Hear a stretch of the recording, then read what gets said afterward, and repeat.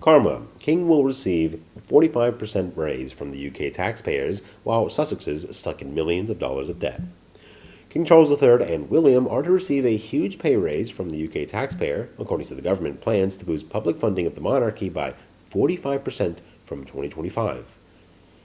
Details of the increase, which comes against the backdrop of a cost of living crisis, were contained in a review by Royal Funding published by the Treasury on Thursday. It revealed the royal family's grant is due to increase from £86 million to £125 million. The monarchy's annual budget, known as the sovereign grant, is pegged against the profits from a national property portfolio called the Crown Estate.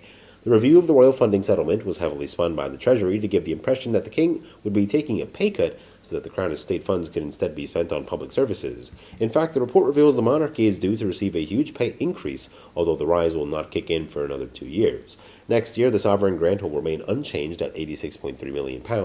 However, in 2025, the king's public funding will increase by a projected £38.5 million, giving the monarchy an annual stipend of £124.8 million.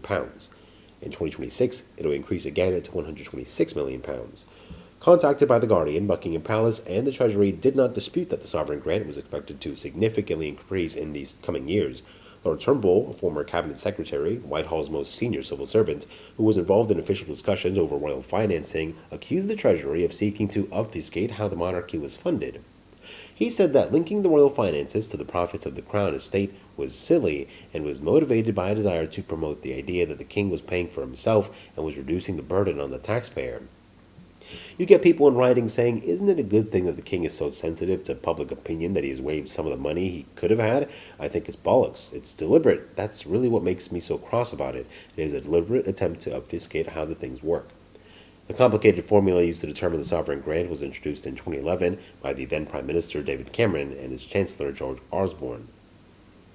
Removing Parliament's centuries-old control over royal funding, they created a new formula that tied the monarch's funding to a percentage of the profits of the Crown Estate. In another way, the media found out that the fund, previously owned by the representatives of the British royal couple, owes almost £79,000 sterling to NPO. According to the Daily Mail, the Sussex Royal Foundation was supposed to transfer funds to a certain non-profit organization, the name of which was not specified.